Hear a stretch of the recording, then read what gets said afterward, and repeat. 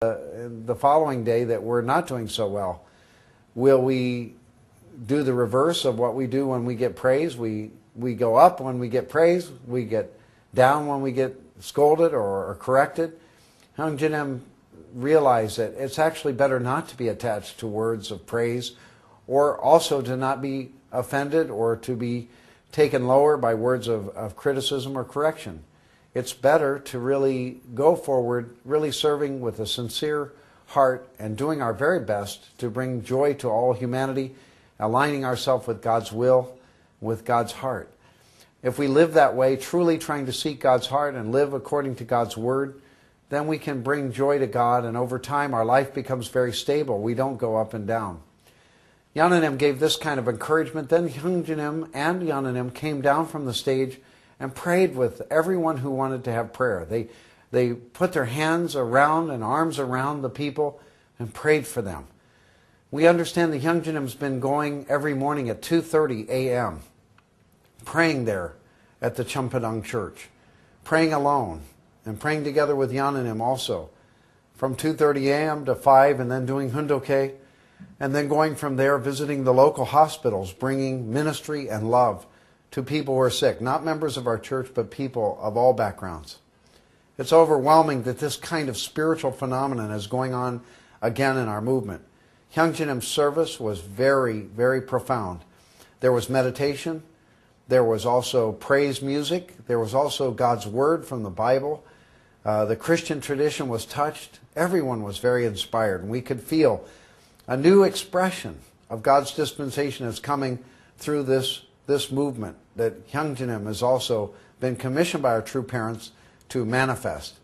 He embraces everybody as they come into the church and says goodbye to everybody when they leave. He spent time with the district directors and was very encouraged that we also are working on Father's direction of the family fellowship, which is small groups within our faith tradition, in which we can build trust and love and bonds of hope within our community. Our families are coming together now, and I want to encourage everybody to join a small group among the blessed couples and invite other colleagues and friends and neighbors in, because the Spirit is so strong in our movement now. When bonds of love are established and we sincerely care for one another, then what happens is that people start to be healed. They start to feel love and joy. They forget their troubles or their frustrations over the fact that they had difficulties in the church, or somebody didn't treat them correctly, or somebody in leadership perhaps didn't understand or listen to them. All those things are washed away when we are bound together in love with brothers and sisters who are sincere, studying God's Word. Bishop Kim and I had the chance with Reverend Murray to study under Rick Warren recently here in Washington. It was a beautiful experience. He encouraged everybody to understand that programs don't build churches, and God doesn't bless programs.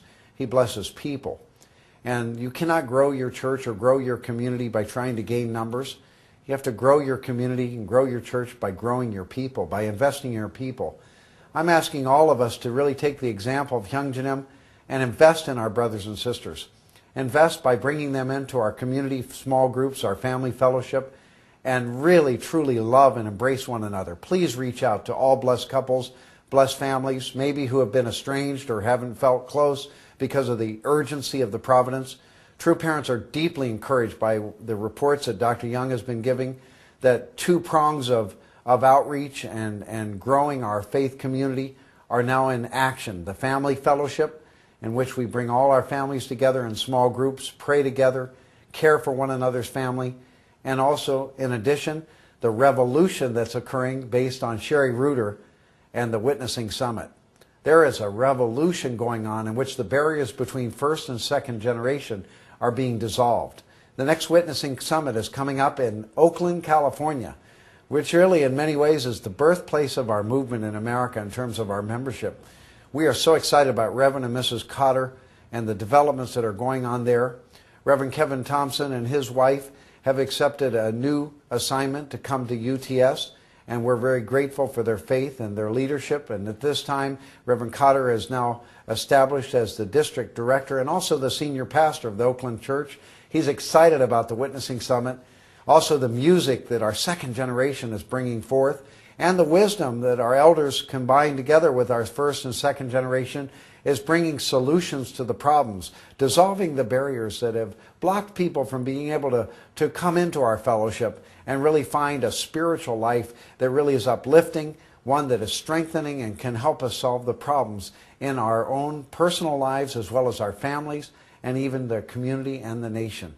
We are so encouraged and want to thank Hyungjanim and Yananim for the beautiful experience they gave the district directors in Korea. Father encouraged us at the Peace Palace when we went to Hoon-dok-hae on February 13th to please consider the Tongbang-kyokpa providence. That is the breakthrough in the neighborhood level, that God works on the local level, on the community level. We must love our families. We must love our children no matter what. We must love our neighbors and we'll love one another. We must love the blessed couples in our movement. Bring them back home. Reach out, everybody. Whatever community you're in, we can break through. Thank you so much.